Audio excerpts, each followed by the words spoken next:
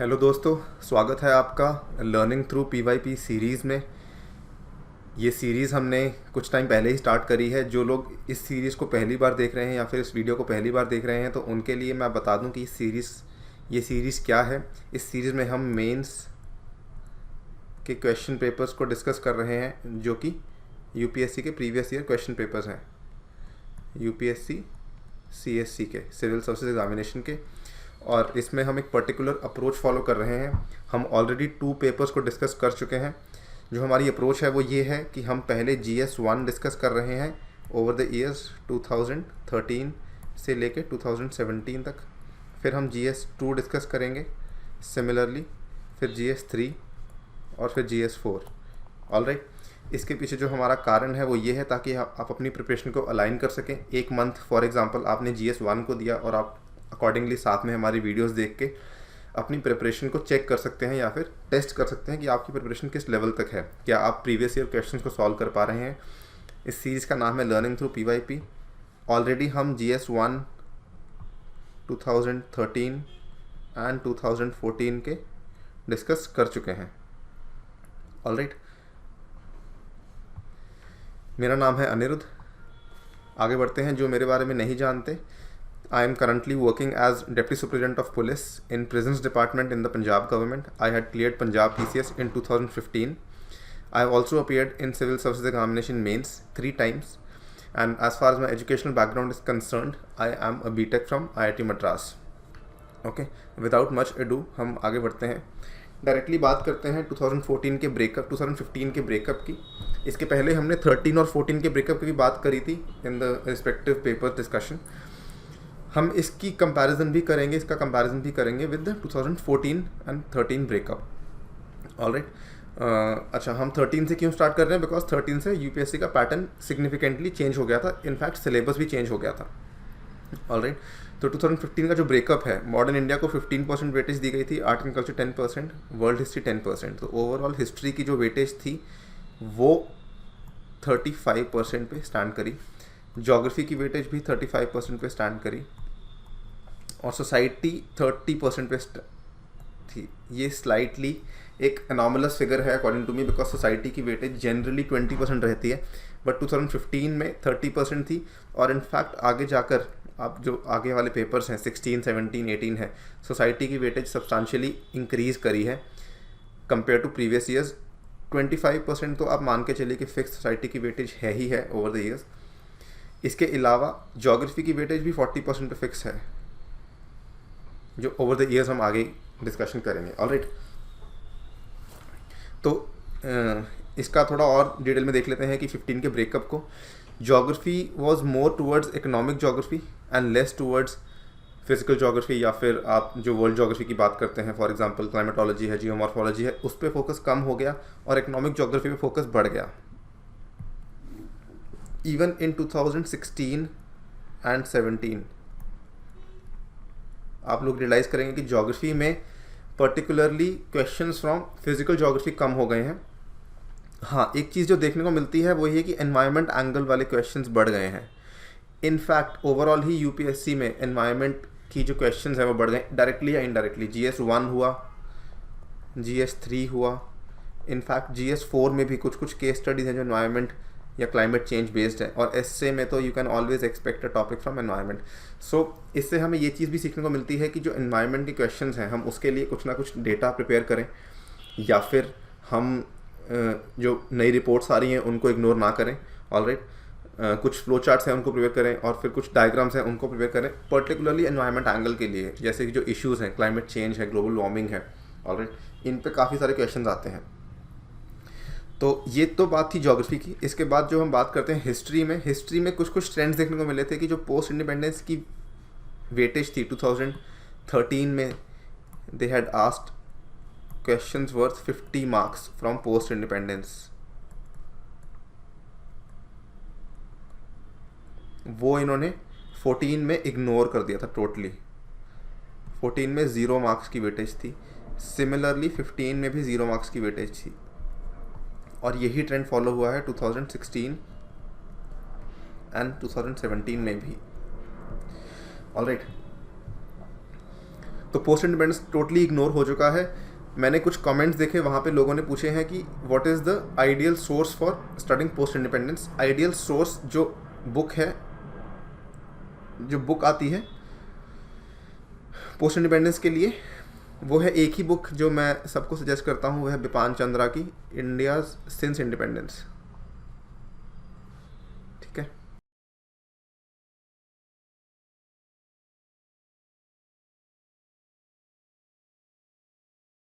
ये जो बुक है काफ़ी अच्छी किताब है।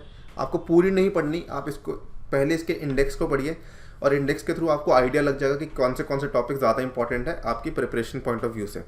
पूरी book is more like a novel, is more like a story की कैसे इंडिया इवॉल्व करा आफ्टर इंडिपेंडेंस। सिमिलर एक और भी बुक है इंडिया आफ्टर गांधी, लेकिन इंडिया आफ्टर गांधी अगेन जो रामचंद्र गुहा की लिखी हुई किताब है, लेकिन वो ज़्यादा बल्कि है, उससे आपको ज़्यादा अच्छी सेंस मिलेगी, ज़्यादा अच्छी फील आएगी स्टोरीज को कनेक्ट करने में। लेकिन एकेडमिक पॉइंट ऑफ व्यू से in my opinion Bipan Chandra वाली जो बुक है India since independence, that will be more beneficial to you.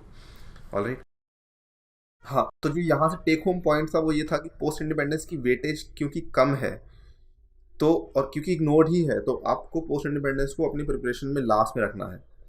ठीक है, हाँ, coming to world history part, इसकी weightage over the years reduce हुई है ऑलमोस्ट एवरी ईयर। 2013 में अगर 4 क्वेश्चन थे, 2014 में 3 क्वेश्चन थे, 2 क्वेश्चन थे, 15 में भी 2 क्वेश्चन थे, 16 और 17 में only one question was asked from world history. So इससे हम ये अंदाज़ा लगा सकते हैं कि वर्ल्ड हिस्ट्री और पोस्ट इंडिपेंडेंस को दोनों को यूपीएससी लाइटली ले रही है, इग्नोर कर रही है और ज़्यादा फोकस दे रही है सोसाइटी जैसे टॉपिक्स पे एंड आर्ट एंड कल्चर जैसे टॉपिक्स पे। ऑलराइट, तो जो सेकंड लीस्ट इंपॉर्टेंट टॉपिक है आपके लिए वो वर्ल्ड हिस्ट्री बनता है। इसके लिए मैं एक सोर्स पहले भी बता चुका हूँ, दोबारा बता देता हूँ। मेरे अकॉर्डिंग आपको जो बुक रेफर करनी चाहिए वो नॉर्मन लू की किताब है वर्ल्ड हिस्ट्री। ऑलराइट, इसमें जो है इश्यूज को बहुत ही ब्रीफ में दिया हुआ है। अगर आपको किसी भी इशू के बारे में 100 वर्ड्स में जानना है तो इस किताब में आपको इजीली मिल जाएगा, covering almost the world history of all the continents including Europe, West Asia, America, both North America, South America. Alright, और इंडिया की तो नेचुरली है, अफ्रीका के बारे में भी लिखा हुआ है इस किताब में। ठीक है, इसके बाद बात करते हैं सबसे इंपॉर्टेंट पार्ट की इसमें, जो मेरे अकॉर्डिंग था सोसाइटी, जिसकी वजह से ये पेपर स्लाइटली टफ था।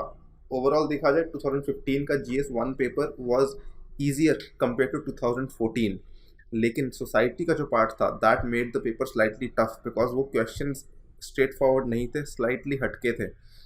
इन क्वेश्चंस को आपको थोड़ा सोच कर लिखना था। ठीक है, तो वेटेज कंसिडरेबली बढ़ गई थी कंपेयर टू 2013 एंड 2014 और सिमिलर ट्रेंड फॉलो भी हुआ इन द कमिंग ईयर्स। ठीक है, तो आगे बढ़ते हैं। जनरल इंस्ट्रक्शन जो इस साल थी, जैसे कि आप लोग को पता है अब यूपीएससी 20 क्वेश्चंस ही पूछती है ऑलमोस्ट हर जीएस पेपर में। 2014 के GS1 में यूपीएससी ने 25 क्वेश्चंस पूछे थे, लेकिन 2014 के GS2 में 20 क्वेश्चंस थे। तो वही ट्रेंड आई थिंक फॉलो किया यूपीएससी ने आने वाले सालों में कि 15, 16, 17 में हर पेपर में 20 क्वेश्चन ही थे, GS1, 2 एंड 3। हाँ, तो 20 क्वेश्चन तो नेचुरली जो हर क्वेश्चन का 12.5 मार्क्स का वो था। And one thing which again and again I have reiterated for beginners also कि यूपीएससी भी बार बार ये कहती है content of the answer is more important than the length. So इस चीज़ को हमेशा ही ध्यान में रखेंगे। तो इसके बाद हम पेपर की डिस्कशन स्टार्ट करते हैं विदाउट वेस्टिंग एनी टाइम। एक इंस्ट्रक्शन है जो मेरी तरफ से आप लोगों को है, जिसको आप इग्नोर मत कीजिए। कोई भी क्वेश्चन आपको पढ़ना है, whenever you are dealing with the question, ठीक है, आप एक एक्सरसाइज अपने दिमाग में ज़रूर करिएगा, क्वेश्चन को लिंक करिएगा कि टॉपिक क्या है क्वेश्चन का। ऑलराइट, क्वेश्चन का टॉपिक क्या है वो बहुत ज़रूरी है। अगर आप वो नहीं कर रहे हैं ना,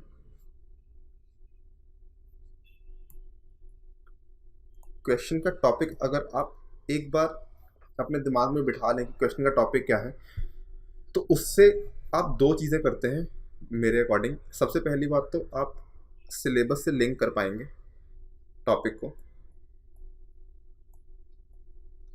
ठीक है, and the moment you link the topic with the syllabus, जो सेकंड चीज़ है वो आपकी इंट्रोडक्शन है।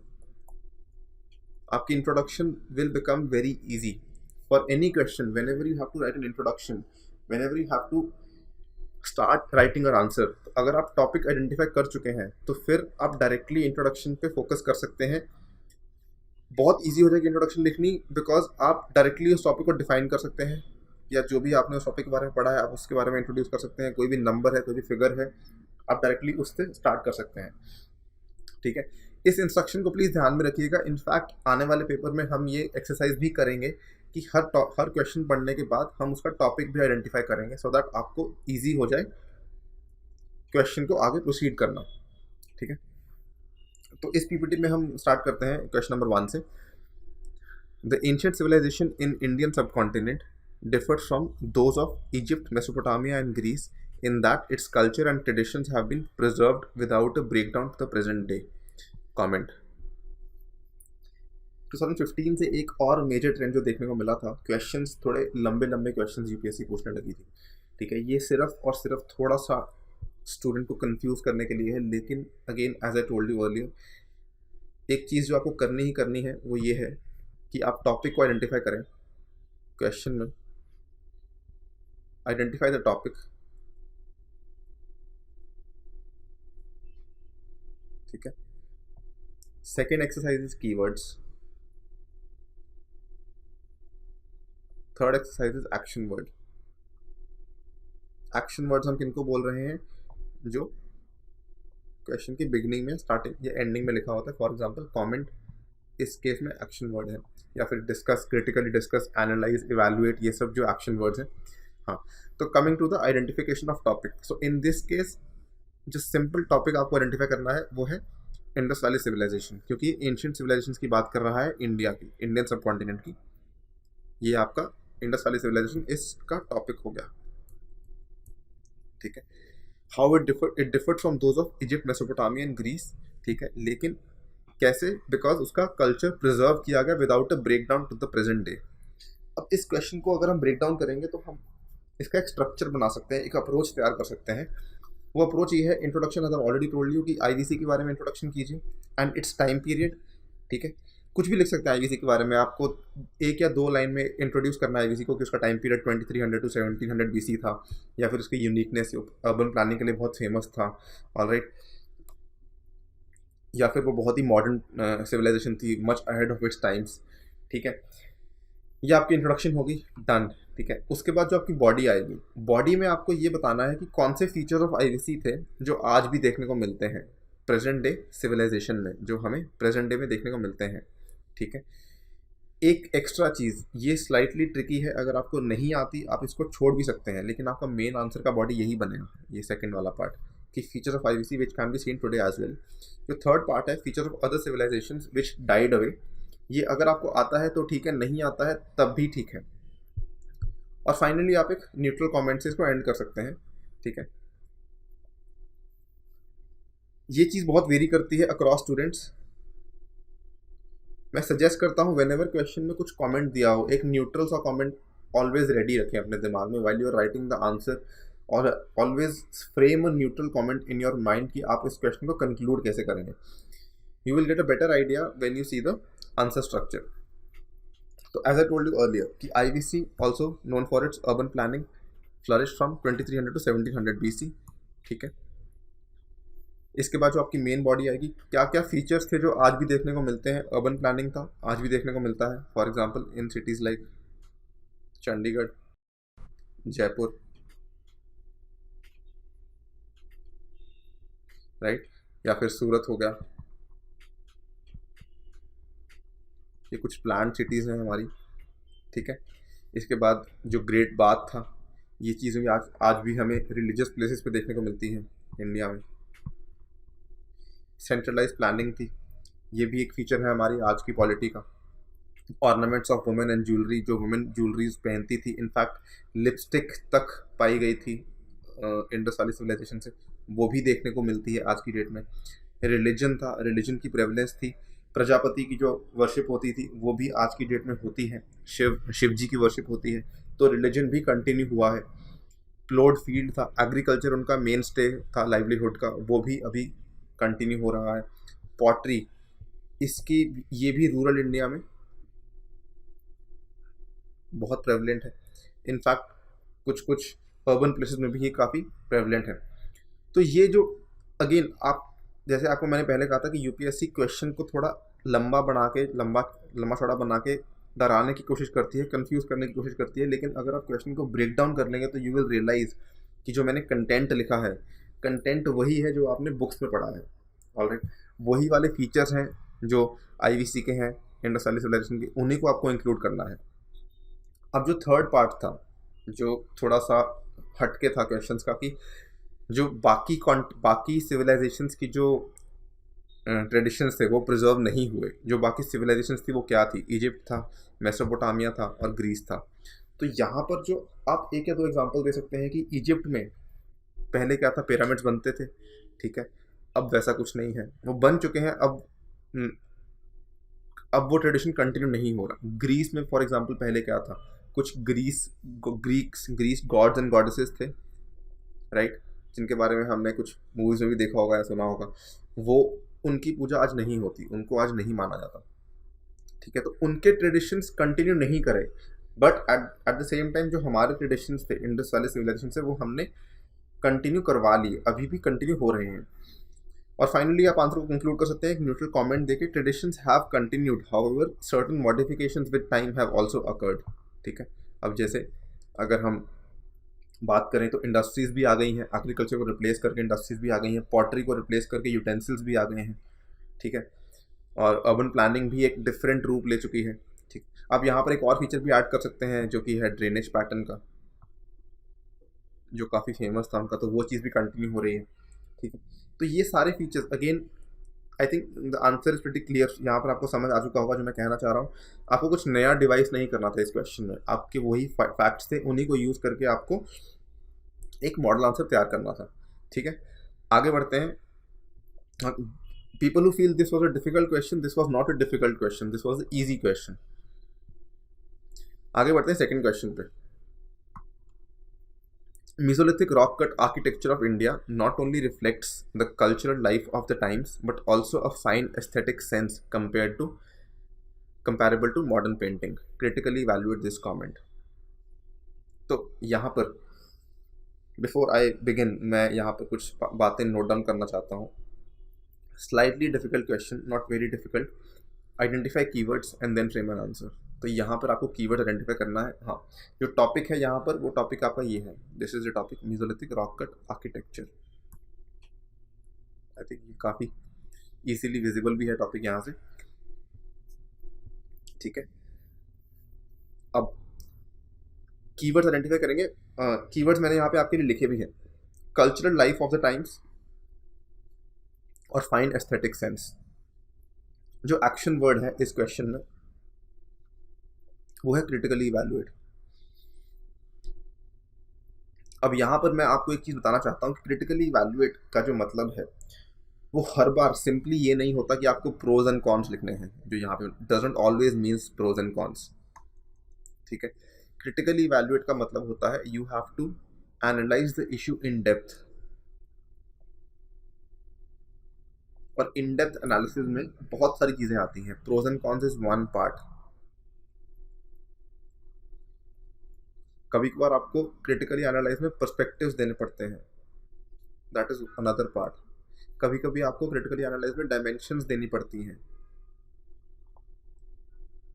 ठीक है। कभी कभी आपको एस्पेक्ट्स देने पड़ते हैं। ये सारे ही चीज़ें हैं क्रिटिकली एनालाइज में। कभी कुछ होता है, कभी कुछ होता है, हमेशा। अब हिस्ट्री के क्वेश्चन में, स्पेशली एक आर्ट एंड कल्चर के क्वेश्चन में, आप क्रिटिकली इवैल्यूएट कैसे कर सकते हो एक चीज़ को इन डीपली एनालाइज करके, ऑलराइट।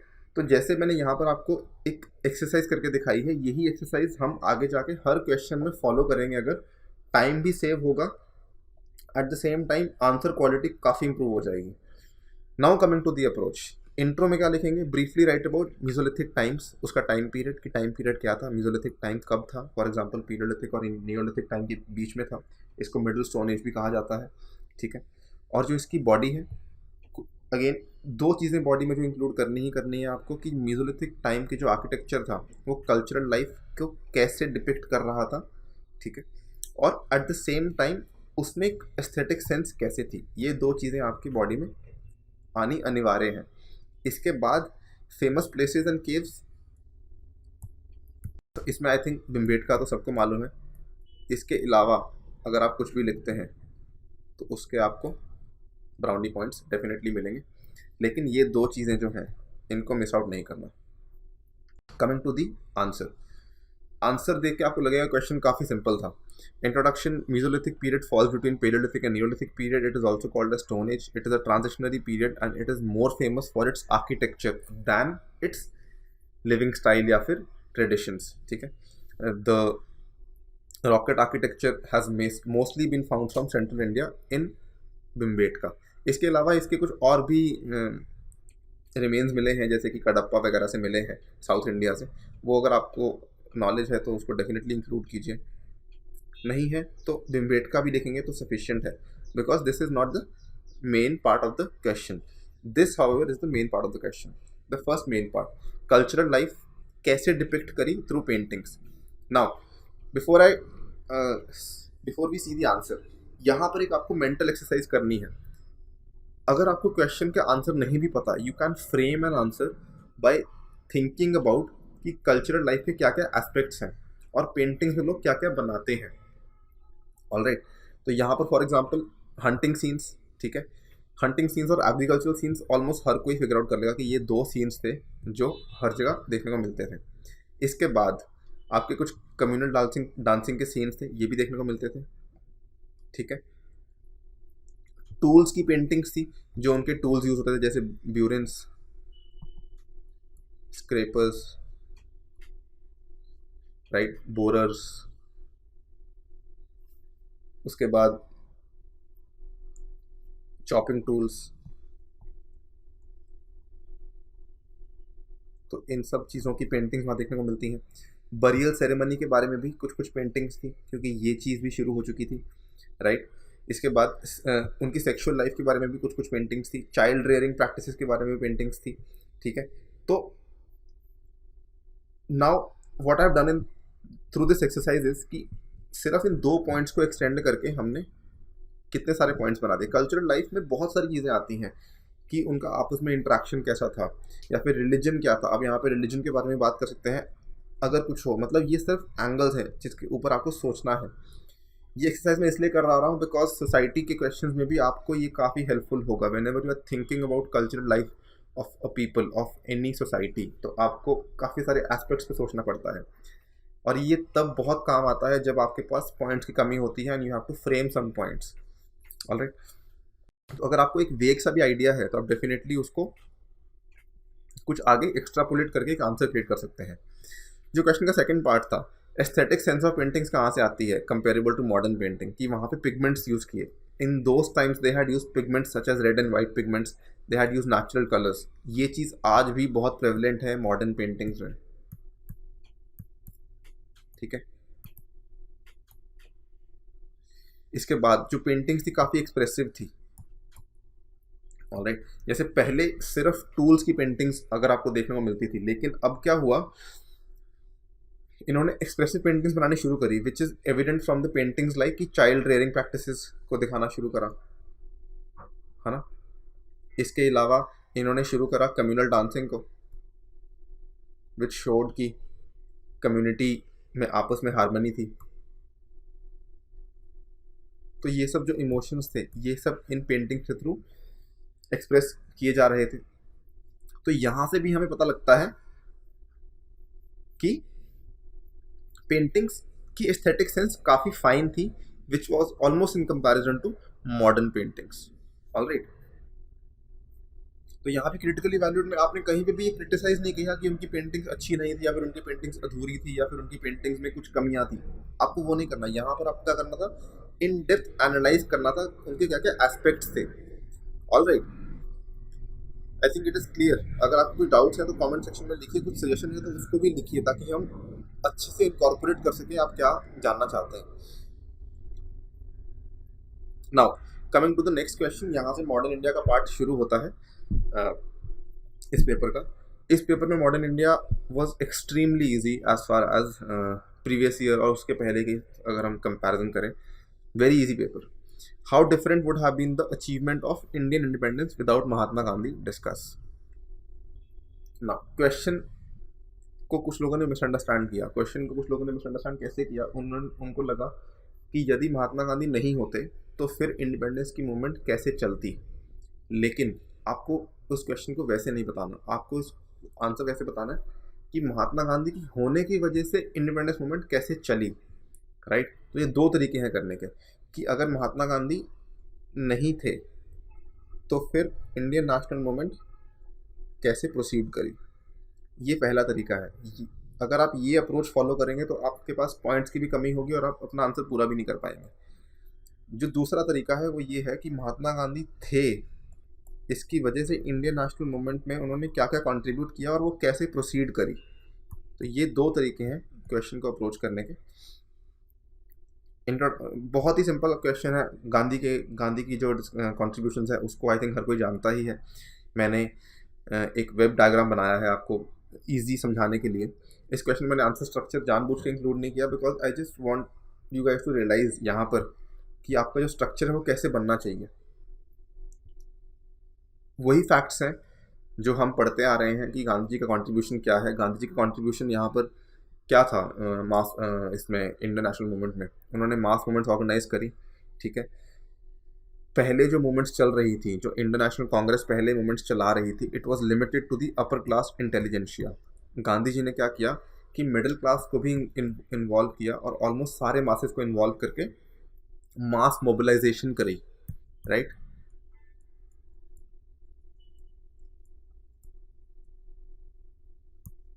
इसके बाद गांधी जी की वजह से इंटरनेशनल सपोर्ट भी मिली इंडियन इश्यूज को, क्योंकि गांधी जी ने उन इश्यूज को हाईलाइट किया अक्रॉस द वर्ल्ड, जिसकी वजह से क्या हुआ कि international opinion also turned against the Britishers.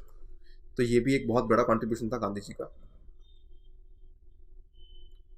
International opinion against Britishers. Alright, हाँ, नए नए मेथड्स लेकर आए। Innovative methods were devised by Gandhi ji, like satyagraha, civil disobedience, non cooperation, hunger strikes. तो ये जिसकी वजह से मेजर मूवमेंट स्टार्ट करी और हर मूवमेंट ने ब्रिटिशर्स को कंपेल किया कुछ नए रिफॉर्म्स लाने के लिए इंडिया में। ग्रेजुअली लाए ऑब्वियसली, लेकिन हर मूवमेंट एक नया मेथड था, कुछ प्रिंसिपल्स थे जिसकी बेसिस पे मूवमेंट चल रही थी। इसके पहले जो आईएनसी जो मूवमेंट चला रही थी, it was less principle based and more opportunity based. Alright, at the same time Gandhi ji ने अपने टाइम में सोशल रिफॉर्म्स पे भी ध्यान दिया। हरिजन्स को लिए जो उन्होंने काम किया, जो उनका मेथड था स्ट्रगल का जो मेथड था, तो उसमें उसके चलते उन्होंने हर मेजर मूवमेंट के बाद कुछ ना कुछ काम वीकर सेक्शन ऑफ सोसाइटी के लिए किया। और फाइनली उन्होंने मूवमेंट को एक ऑर्गेनाइज स्ट्रक्चर प्रोवाइड किया जो कि पहले लैकिंग था। तो ये सब चीज़ें जो थी वो गांधी जी की वजह से थी। तो आपको अपने आंसर में यही लिखना है कि गांधी जी, जिसको जो आज की डेट में is considered as father of India, तो उनके वेरियस कॉन्ट्रीब्यूशंस थे जिसकी वजह से इंडिया गेन इंडिपेंडेंस। उनके जो कॉन्ट्रीब्यूशंस थे वो सो एंड सो हैं, और अगर गांधी जी नहीं होते तो ये सारे कॉन्ट्रीब्यूशंस में कुछ ना कुछ कमियां होती, या फिर इंडिया को लेट रियलाइज़ होता, या फिर इंडिया की इंडिपेंडेंस लेट आती, ठीक है। तो आपको ये सारी चीज़ें इंक्लूड यही करनी है, बस क्वेश्चन को फ्रेम वैसे करना है कि, और कंक्लूडिंग पार्ट में लिखना है कि अगर गांधी जी नहीं होते तो फिर क्या होता। That is a very small part. The major part of the question should be limited to कि गांधी जी की होने की वजह से क्या क्या कॉन्ट्रीब्यूशंस इंडियन नेशनल मूवमेंट को हुए, ठीक है। आई थिंक ये काफ़ी क्लियर है आपको यहाँ पर। मूव करते हैं नेक्स्ट क्वेश्चन पे। ये क्वेश्चन इनफैक्ट उस साल काफ़ी ट्रेंडिंग था न्यूज़ में। B.R. अम्बेडकर की स्ट्रैटेजीज़ को लेके काफ़ी बातें हो रही थी। How he had wanted annihilation of caste. In fact similar question आपको आगे जाके भी मिलेगा सोसाइटी में जब हम दलित मूवमेंट्स की बात करेंगे। उसके पीछे रीज़न यही था बिकॉज उस टाइम पे दलित, उस साल 2015 में जो दलित मूवमेंट्स थी वो काफ़ी न्यूज़ में थी। तो इट वाज ऑलमोस्ट ज़्यादा इस क्वेश्चन को देख के शॉक नहीं हुआ कि ये क्वेश्चन क्यों पूछा गया।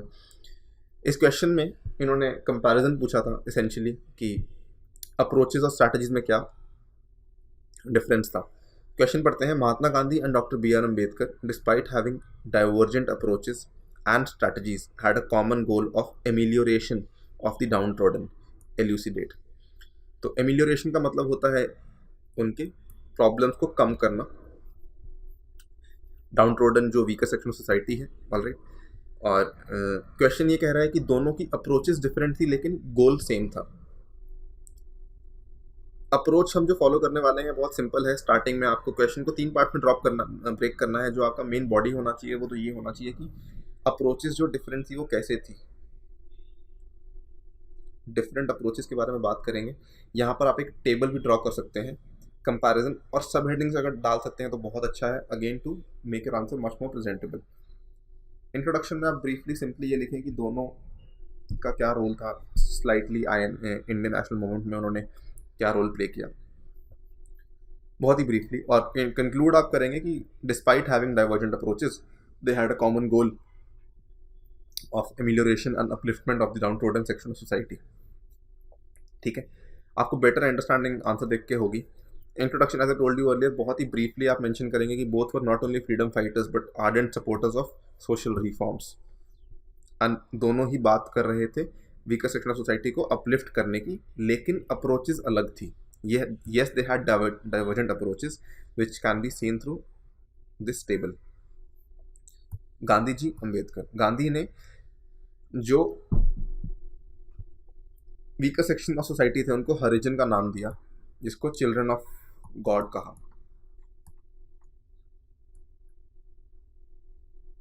Eight the same time Ambedkar ने उनको डिप्रेस्ड क्लासेस का नाम दिया बिकॉज ही फेल्ट कि ये क्लासेस डिप्रेस्ड हैं because of the evils of the caste system. Cast system के ईवल्स की वजह से और ऑपरेशन की वजह से ये क्लासेस हैं जो है डिप्रेस्ड हैं बाय द अपर कास्ट।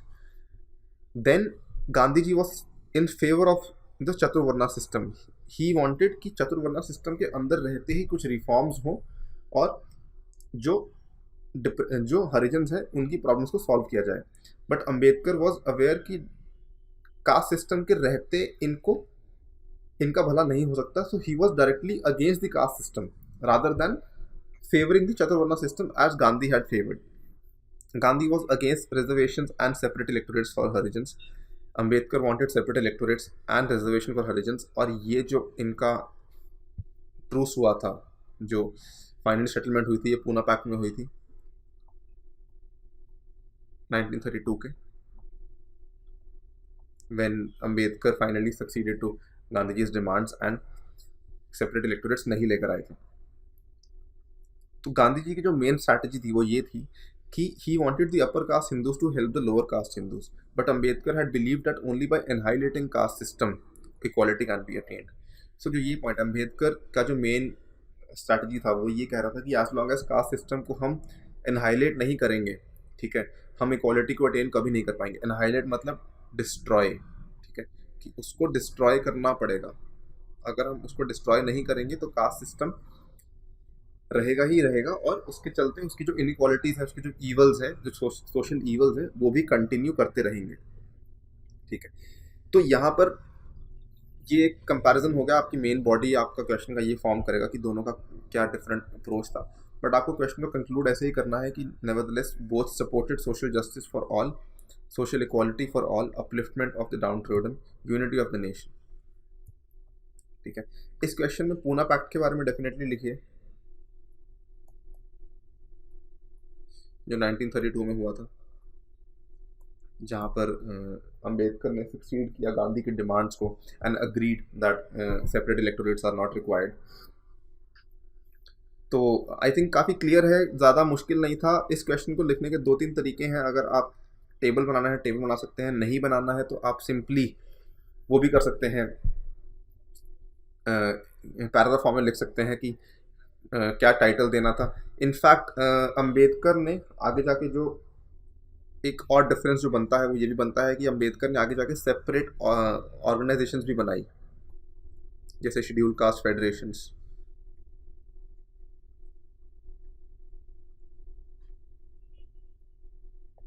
ठीक है, तो ये भी एक डिफरेंट अप्रोच था जो गांधी जी ने इनके लिए कोई अलग से ऑर्गेनाइजेशन नहीं तैयार करी, because he wanted to amalgamate them into the system while keeping them in the chaturvarna system. लेकिन अंबेडकर क्या करना चाहते थे कि उनको कास्ट सिस्टम को ही डिस्ट्रॉय करना चाहते थे। इसके बारे में आप जो नेक्स्ट क्वेश्चन आएगा, जो इसी पेपर में हम डिस्कशन करेंगे, क्वेश्चन दलित मूवमेंट्स की, वो काफ़ी ब्यूटीफुली आपको समझ आएगा कि मैं क्या मतलब है कास्ट सिस्टम के एनाहिलेशन से। ठीक है, सिमिलर क्वेश्चन वैसे रिपीट हुआ था 2016 में, जब उन्होंने गांधी और बोस की स्ट्रैटेजीज को कंपेयर करने की बात करी थी। तो ये दोबारा भी रिपीट हो सकते हैं। मैं आपको सजेस्ट करूंगा draw table in such question rather than going for paragraph format, because उससे आपका आंसर दिखता काफ़ी अच्छा है। ठीक है, मूव करते हैं नेक्स्ट क्वेश्चन पे। Again very simple question. It would have been difficult for the constituent assembly to complete the historic task of drafting the constitution for independent India in just 3 years, but for the experience gained with the Government of India Act 1935. So as I told you earlier, UPSC ने जो इस साल trend शुरू किया था वो ये था कि लंबे लंबे क्वेश्चन बनाएंगे, थोड़ा डराने के लिए, थोड़ा कंफ्यूज करने के लिए। बट अगेन ये क्वेश्चन को आप ब्रेक डाउन अगर कर लें तो बहुत सिंपल है। क्वेश्चन का जो टॉपिक है वो एसेंशियली फॉर्मेशन ऑफ कॉन्स्टिट्यूशन है, कि कैसे कॉन्स्टिट्यूशन ने पीछे से कुछ अपने गवर्नमेंट ऑफ इंडिया एक्ट से कुछ पॉइंट्स उठाए और अपने मॉडर्न कॉन्स्टिट्यूशन में इनकलकेट किए। तो अप्रोच बहुत सिंपल रखी मैंने क्वेश्चन में।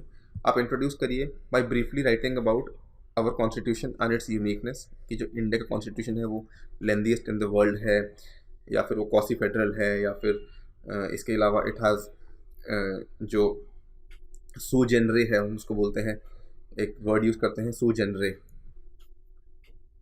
इंडियन कॉन्स्टिट्यूशन के लिए, कि अपने आप में एक यूनिक कॉन्स्टिट्यूशन है, क्योंकि उसने सब कुछ काफ़ी कुछ बोरो किया, लेकिन एट द सेम टाइम अपनी एक यूनिक आइडेंटिटी भी मेंटेन करी। ठीक है, तो ये आप एक ब्रीफ सी इंट्रोडक्शन लिख सकते हैं हमारे कॉन्स्टिट्यूशन ऑफ इंडिया के बारे में। और जो आपका मेन बॉडी होगा वो ये होगा कि हमने जो फीचर्स लिए हैं गवर्नमेंट ऑफ इंडिया एक्ट 1935 से। क्वेश्चन भी यही कहना चाह रहा है कि गवर्नमेंट ऑफ इंडिया एक्ट 1935 के आने की वजह से कॉन्स्टिट्यूएंट असेंबली का जो टास्क था वो इजीली अकम्प्लिश हो गया 3 साल के अंदर अंदर। बहुत सिंपल क्वेश्चन है और मैंने आंसर भी काफ़ी सिंपल रखा है। Introduction constitution was enacted on 26 November 1950। It is the lengthiest constitution in the world. 12 committees form करी थी, बहुत बड़ा एक सिस्टम फॉर्म करा था हमने just in order to frame our constitution. I told you earlier also about sui generis constitution. Quasi federal की बात भी कर सकते हैं आप। ब्रीफली आपको 1 या 2 लाइन में कॉन्स्टिट्यूशन के बारे में लिखना है अपने जो करंट कॉन्स्टिट्यूशन है। जो features of government of India act 1935 है वो क्या थे, उन्हीं फीचर्स को हमने कैरी फॉरवर्ड किया इन आवर कॉन्स्टिट्यूशन। फीचर्स थे फेडरल स्ट्रक्चर, बायकैमरलिज्म। फेडरल स्ट्रक्चर था, अभी भी कंटिन्यू हो रहा है। पार्ट्स ऑफ कॉन्स्टिट्यूशन जो है हमारे, उसमें एक पार्ट सेंटर का है और एक पार्ट स्टेट का है। ठीक है, राज्यसभा का होना is also a feature of federal structure of our constitution. Bicameralism introduce किया था इस एक्ट ने स्टेट्स के अंदर। ठीक है, उस टाइम पे बायकैमरलिज्म इस एक्ट ने स्टेट्स के अंदर इंट्रोड्यूस किया था। और सिमिलरली आज की डेट में हमारे कुछ स्टेट्स के अंदर भी बायकैमरलिज्म जारी है। ठीक है, सुप्रीम कोर्ट भी इस एक्ट के थ्रू आई थी, तो हमारा भी जूरिस्प्रूडेंस का जो सिस्टम था उसकी फाउंडेशन भी इन अ वे इस एक्ट ने रखी, और एपेक्स कोर्ट भी एस्टैब्लिश करी। आरबीआई भी इस एक्ट के थ्रू एस्टैब्लिश हुआ था, 1934 एक्ट के थ्रू एस्टैब्लिश हुआ था, और वो इंस्टीट्यूशन भी कंटिन्यू हो रहा है। सेंटर स्टेट के जो रिलेशंस थे वो भी इस एक्ट के थ्रू ही आए थे। ठीक है, और वो चीज़ भी कंटिन्यू हो रही हैं। हमारे आर्टिकल्स जो आप कोट भी कर सकते हैं, आर्टिकल 263 है, 265 है, ऐसे। ठीक है, जो ओवरऑल एडमिनिस्ट्रेटिव सेटअप था हमारा, जो गवर्नमेंट डिपार्टमेंट्स थे या फिर जो ऑर्गेनाइजेशनल लिंक्स थे गवर्नमेंट डिपार्टमेंट्स के आपस में, वो भी इस एक्ट के थ्रू ही एस्टैब्लिश हो चुके थे। ठीक है, तो आपको इन्हीं चीज़ों को इलैबोरेट करके लिखना है कि ये सारी चीज़ें गवर्नमेंट ऑफ इंडिया एक्ट 1935 ने इंट्रोड्यूस कर दी थी। एट द सेम टाइम हमारे कॉन्स्टिट्यूशन ने काफ़ी चीज़ें एज इट इज़ वहाँ से उठा ली। आप यहाँ पर एक एक्स्ट्रा चीज़ मेंशन कर सकते हैं जो कि डायरेक्टली क्वेश्चन से लिंक नहीं है, वो ये है कि गवर्नमेंट ऑफ इंडिया एक्ट 1935 के बाद जो इलेक्शंस हुई थी और उसके बाद जो कांग्रेस ने 28 मंथ रूल किया था, उस 28 मंथ रूल को भी काफ़ी ज़्यादा यूटिलाइज़ किया हमारी कॉन्स्टिट्यूएंट असेंबली ने, और उस 28 मंथ रूल से भी काफ़ी सारे पॉइंट्स यूज़ किए in our constitution of India. All right, तो ये भी एक एक्स्ट्रा फीचर है जो आप ऐड कर सकते हैं। इसके अलावा वही 5-6 फीचर्स हैं आपको ऐड करने हैं, सफिशिएंट इनफ इलैबोरेट करना है इनको। ऑल राइट, तो यहाँ तक हमारे मॉडर्न इंडिया के क्वेश्चंस खत्म होते हैं। नेक्स्ट वीडियो में हम डिस्कस करेंगे वर्ल्ड हिस्ट्री और कुछ क्वेश्चंस इंडियन सोसाइटी के भी। ऑल राइट, अगर कुछ डाउट्स हैं और कमेंट्स हैं तो प्लीज़ कमेंट सेक्शन में लिखिए, हम उसको एड्रेस करेंगे।